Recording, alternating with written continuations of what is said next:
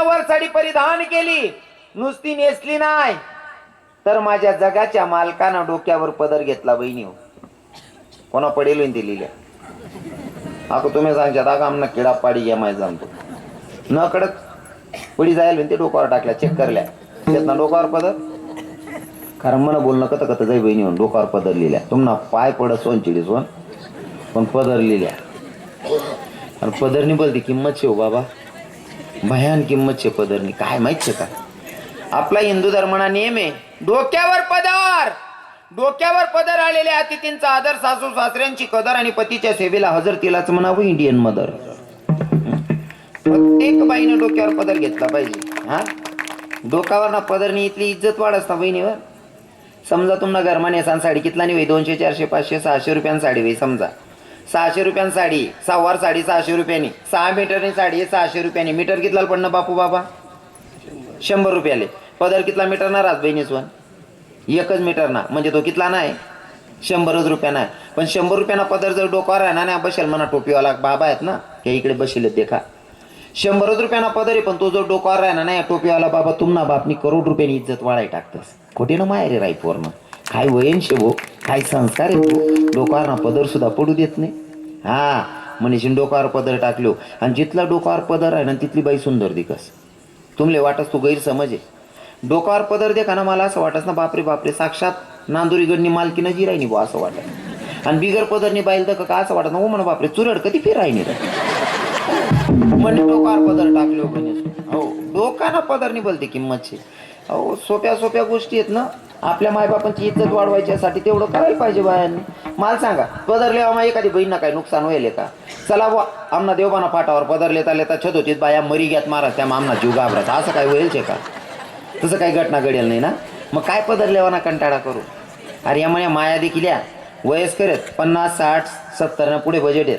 60 नि पुढे येते आजी माया बसेल 60 70 ना पुढे पण बसेल तवस ना पदर सुद्धा सरकू देईल नाही. हा याले म्हणतात परंपरा डोकावर पदरच पाहिजे. पण ते असं आहे ना हेच बोलणं का रे. पहिल्या बाया तुम्हाला आजूबाजूला बसेल होती 50 ने पुढल्या काकवा तिसले विचारा. जर का डिकरा जरी मोठा आहे ना डिकराला देखील सुद्धा काटवते उठी जायत पहिल्या बाया. देराने जेठाने सांगितलं जेठाने जर सांग का बे का उभी राहिली आपला पोर आहे तो बसत नाही काटवत नाही माय तो देरजेट सारखा दिकत. म्हणजे डिकरा जरी देरजेट सारखा दिके तरी सुद्धा काटवरती उभ्या राहायला जायत पहिल्या बाया. इतली मर्यादा होती. गावमाना कोणता का माणूस असा जाय ना तरी सुद्धा समोरतून येणारा म्हातारा जर दिखी घ्या डोक्यावर चारा नवं जराव लाकडेच नवं जराव का दळण दळायला जाणारी बाई राव पटकनी समोर चालता चालता जर समोरला व्यक्ती म्हणा पटकन तोंड फिरायले नाही माय समोर गोत्या बाबा काय म्हणतील बाय पोरले वयनशे का नाही भो. इथला नियम होता पहिल्या बाईस ना लगे तोंड फिराय उभ्या राय तो बाबा निघ जाय तो मन माय रस्ताला लागे. हा नियम होता. पहिल्या बाया लग्नेच मनाचे 15 दिन पहिले गाणं म्हणानं सुरू कर देत लग्नेच मा आणि बाया 22 मास गोडकं करीन नाचे ते बी 10-11 नंतर तो 7-8 वाजाचे जेवणे करी झोपी जायत लोके. हाय मोबाईलनी सत्यानाश करा. ह्या मोबाईलनी खावाना बी अर्धी रातनी कांदान पात कर देईल. 7-8 वाजाशी गाव सुमसाम होई जाय पहिले. आई आत्ती वात्रपणा होई गे जास्त. पहिल्या बाया रातना 10 नंतर नाचाल उभे राहत बाया बायास माझ नाचेत आणि नाचता नाचता जर कधी एखादा म्हातारा नुसतं खोकलेली ना ओ माय दाजी त्या जागेशी ओ माय लगे गपकरी बशी जाय. इतली मर्यादा होती. हा ते सगळा सासरानं विचारतीने बिल्ल मोठ टाकाल करत म्हणजे मर्यादा नाही राहिली महाराज. हो मर्यादा नाही. आणि खरं जाऊ का त्या बहिणीच करते काय अपेक्षा ठेवानी बाबा कुठेतरी आपलं बी चुकाय राही ना. पहिला सासरा इथला मर्यादा ठेवत या बाबा बसेलात ना या बाबा जर घ्यात ना या टोपीवाला बाबा नवीन ज्या बन राहणार ना अख्खा रिमिक्स सासरा बन राहणार. रिमिक्स बिनचाकटी चाक अख्खा रिमिक्स बन राहणार. आता ते इथला सुशिक्षित होय घ्या सुन बाई नाचण्यावर सासरा हो वाहिन्या टाकस हो आप्पा काय सत्यानाश करणाला. सासराला दगतात सुनबाई डोकार पदरली पण तो ना सासरा बी तिथला समजदार होता. बसेलेत म्हणा बाप सारखा बाबा इथला नेम मारातच ना आज बी जुना म्हातारा सुनबाईना समोर सख्खी बायकोले सुद्धा बोलायला घाबरतस रागमा. जर म्हणा बोलताना तोल घ्या म्हणून सुनबाई काय विचार करीन भाऊ. म्हणे हो काय विचार करीन माय मन सासराल काय सुमाराने मन सासू काही बी बोलत म्हणजे सक्की बायकोले सुद्धा बोलायला घाबरत अशा बाबा लोकी खरंय का नाही बाबा सक्की बायकोले सुद्धा बोलायला घाबरतात तसं ते बायको सक्कीच राहत बा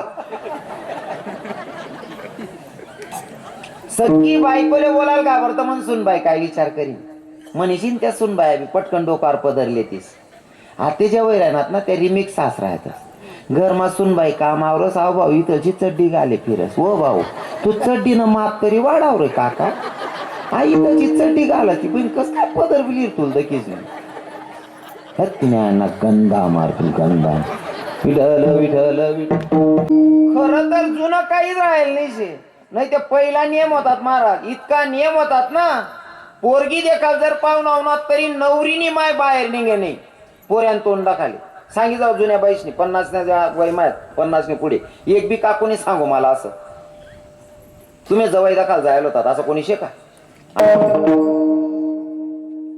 जुनं जुनं काहीच राहिलं नाही बट्ट बदली टाका लोकेशनी पहिले इथला नियम होता आणि त्या नियम मारानं म्हणजे काय आनंद होता पण देखा आपण जिथला नियम न उल्लंघन करा भगवान तर लईन थी राहणार काय कर देवनी काय परिणाम होई राहणार माहित शे का तुम्ही लाकडे सोड देणार शेगड्याच धडकाव्या शेगडीसोर बागणं नाही गॅस घाल देणार देवनी आखो चुलावर आणून ठी देणार तुम्ही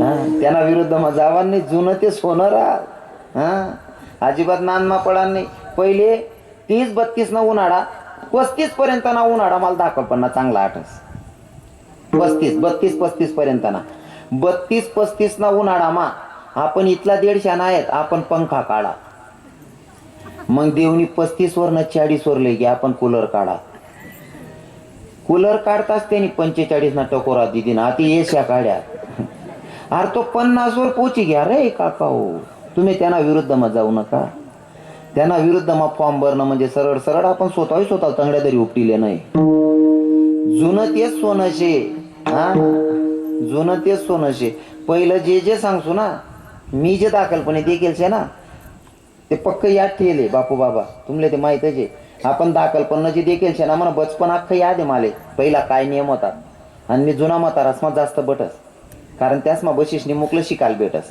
आता सांगू तुमले जुनाच ना परिणाम काय काय पहिला म्हातारा जर पोरगी दे खाली घ्यात संगे 2-4 म्हातारा राहत पोऱ्यां संगे बाबा बरोबर आहे ना 2-4 म्हातारा राहत आणि त्या घरमा घुसताच पोरणी माय पोरले कितल्या बहिणी पोरणा भाऊ पोरणा बाप पोरणा काका बाबा लगेच अभ्यास करलेत येराले लगे बोटे मळी देत फक्त चहा पीस रे जेवण नाही म्हणतीस रे आपले करणं नाही ना उठाटे इथला समजदार होता म्हणजे जुना असले अनुभव होता आणि त्यास ना जोडेल लग्ने 100 माई 95% संसार करेत 5% फारक तेव्हा आते 100 माई 95% फारक आणि 5च लग्ने टिकी राहणार का ब म्हातारा दल्ला असले कोण लईच जात नाही पोरे पोरे जातात आणि आको आग्रही इथला राहणार मित्र लिहिले बावड्याला लिहिले सांगे बावड्याला सांगेल यांकरता पोर दखाल जात बावड्याला येतात बावड्या तू पटणी का रे ओ भाऊ तून करता येलेत रे तू बावड्याला येतारशी बावड्या उभा पिकोर ताबा लिहिली भाऊ तून करता येलेत रा आपण कितला येडापणाशी आहो कितला येडापणाशी म्हणजे काहीच नाही राही ना महाराज जुनं काहीच राहू दे नाही अगो हो आखो जुना म्हणा एक प्रकार सांगत जुना बाबा बसेलेत जसा बसेलेत तसाच बसेलेत कवच ना बसेलेत या बसेल बाबा उठणार नाही म्हणजे कोणीच उठी राहणार नाही 1-2 जण आता काहीतरी लघुशंकाना त्रास वगैरे होतील त्या उठी राहणार पण बाबा लोकेच मग एक बी बाबा उठी राहणार नाही ते आई वय मा थकी जास माणूस बरोबर आहे आई वय मा काय आमने जाते अशी उपाय दिवी जायला खिचडी खाई काय बटी गो ते उठावच नाही हा आणि जर उभं राहावं की ते बट्टा येत नाही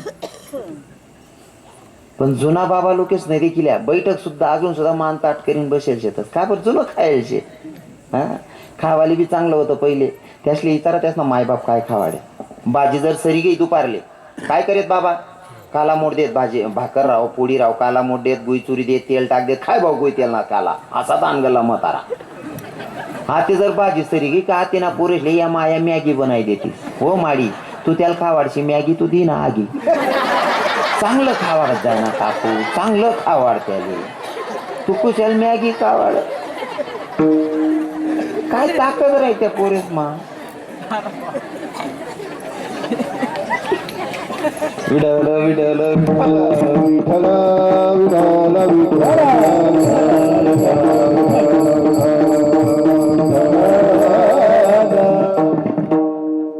आते सुद्धा बाबा लोकेच ना तोंडकडे देखा चमकतच म्हणतो जुना म्हातारा चमकतच. हा आणि तरुण पोरे 20-25 वरीस ना त्यांना गाल ना गोचाता का म्हाताराच ना गाल असा टवटवीत प्रफुल्लित रसगुल्लांगत दिखतं. आते ना पोरेस ना गाल असं वाटत ना खोबरान वाटी का मावाळले होतात नाही त्यांना. खावायलाच चांगलं नाही मॅगीन फॅगी खाताच्या जुनं काहीच राहिलं नाही. अरे माझ्या जगाच्या मालकानं नववार साडी परिधान गेली डोक्यावर पदर घेतला. बहिणी हो तुमच्या पाया पडून सांगतो आजचा कीर्तनकार म्हणून ऐकू नका. तुमचा भाऊ बोलतोय तुमचा मुलगा बोलतोय हक्काने बोलतोय डोक्यावर पदर घेतला पाहिजे. कारण डोक्यावरचा पदर आपली इज्जत वाढवतो. हो डोक्यावर पदर घ्यायचा. पदर कोणी घेतला अहिल्यामाता होळकर.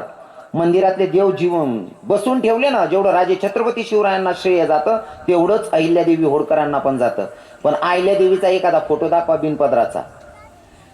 स्त्रियांचं शिक्षणाचं जे बीज रोवलं ती माय म्हणजे सावित्रीमाई फुले.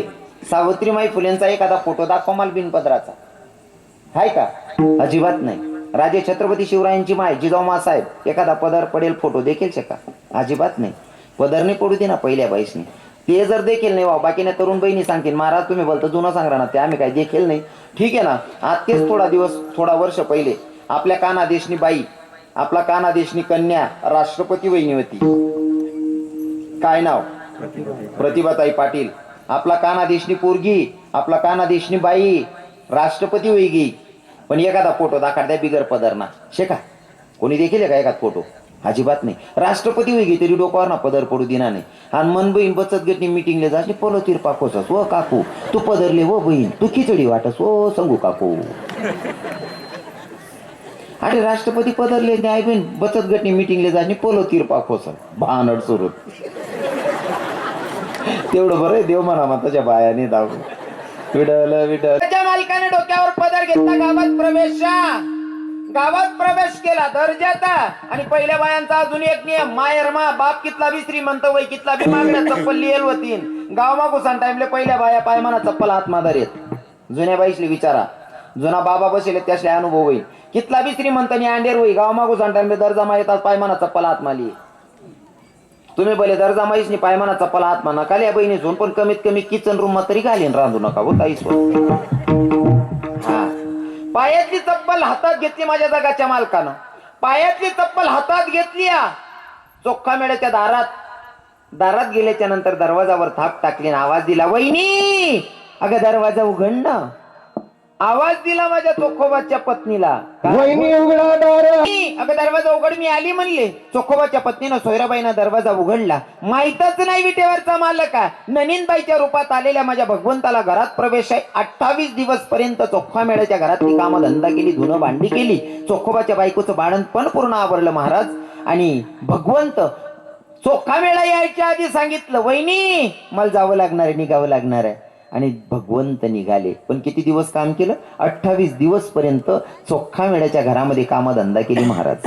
आता मला सांगा 28 दिवस पर्यंत कामधंदा केली इथपर्यंत ठीक आहे. पण भक्ताच्या बायकोचं बाळण पण केलं.